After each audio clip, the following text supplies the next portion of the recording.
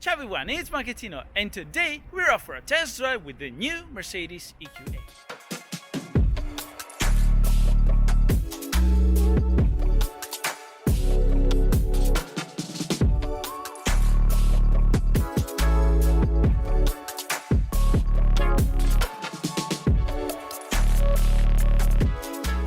Even though this car doesn't have an AMG badge, doesn't have a V8 or it's super loud, this is an important Mercedes because the EQA is the second full electric Mercedes available on the range.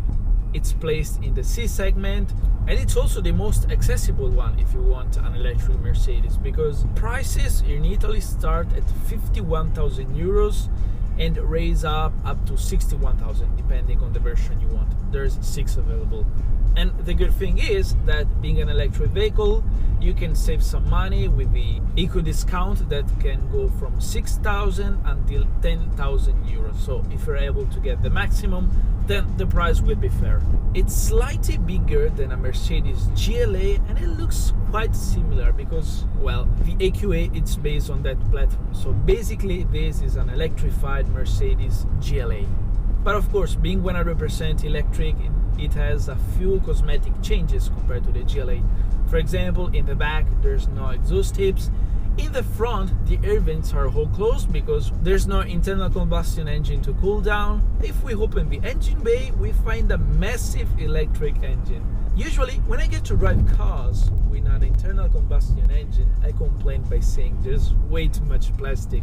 But this time, I say the opposite. Just look at it, it's completely naked. There's no plastics. I think Mercedes should placed a few plastic covers to cover a little bit because there's so much cables and things to see that maybe shouldn't be seen. And so the version I'm driving, it's currently the only one available. It's front-wheel drive.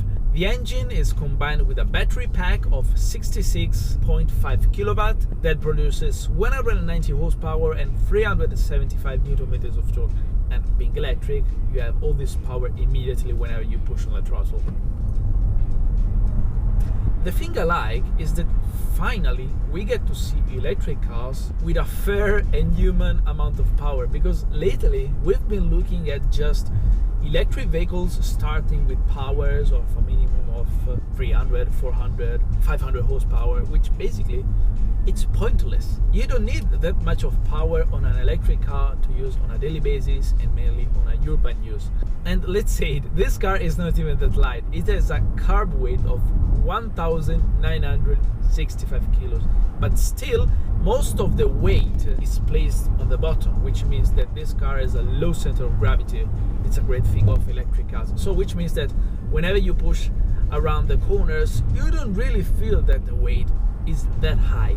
And being able to have all this power immediately whenever I push on the throttle, with this fair amount of power, you don't feel like this car is slow. It really moves nicely. Even though Mercedes claimed that in the future there will be coming also a version, of course 100% electric, with 270 horsepower and with the 4MATIC all-wheel drive system. This road is actually good. I mean, just look at that view. I'm in Tuscany, by the way. You gotta love Tuscany. Let's put sport mode. So far we've been driving in comfort mode, which allows you to have the perfect settings if you want to drive soft and have a good amount of power to unleash. We also have eco mode, but we're not gonna use it here because it's the right setting if you want to maximize the autonomy of this car. By doing so, you have a very little amount of power to use. And instead, we have still a pretty good autonomy. Let's put sport mode, which allows to have a less invasive electronics. The steering wheel, it's more responsive, as you can see.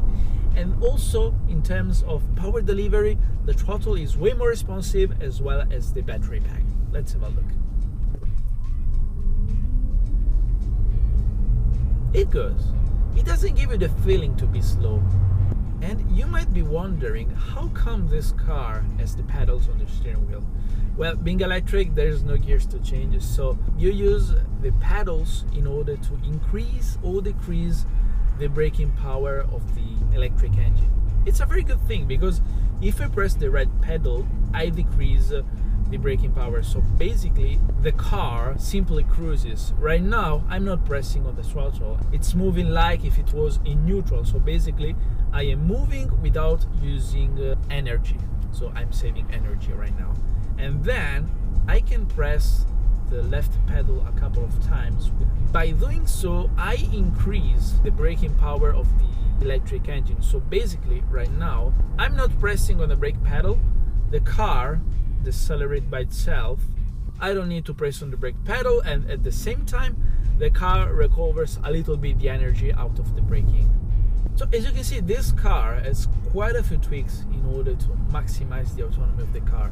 According to the WLTP cycle, the autonomy claimed is between 399 and 426 kilometers. WLTP allows to have a quite realistic range of the car, but in order to my experience using an electric car in the real world, take that number claimed by WLTP and then shave another 20%, because in the real world you keep accelerating, starting from standstill, using the aircon, and also the external temperature may change quite a lot the autonomy of the car.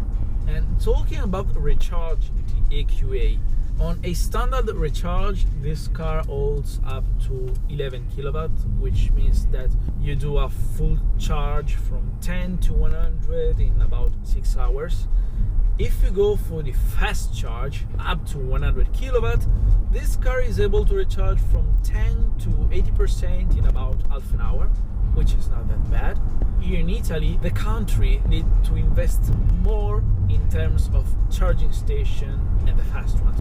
One smart thing that Mercedes has implemented on the navigation system, it's called electric intelligence. So basically, whenever you set your own road trip, first thing, the computer sets the quickest route you can do, but at the same time, it makes a calculation if you can actually arrive to destination with your current charge. If you can't, then the navigation sets a road trip that allows you to get to the nearest charging station. So basically, you can get to your final destination with the charge. So in other words, what do I think about the Mercedes EQA? In my personal garage, there must always be a low, fast and super noisy supercar. But at the same time, adding also an electric car in the garage, why not? I mean, every car is meant for a different use. When you use a car on a daily basis for a urban use, you want it to be comfortable as much as possible, and with an electric car you have the benefit not to have any noises generated by the engine, you don't have to change any gears, and then you always have the maximum power delivery available. If we talk about using a car for long distances and covering lots of miles every day, maybe it's not yet the right time to get a car like this, but still we have seen that the electric market is moving and developing very fast. And right now, a car like this, for using it mainly for urban use, I think it's okay. I hope you guys enjoyed the video. Make sure to subscribe to my YouTube channel for more. And as always, thanks for watching. Ciao!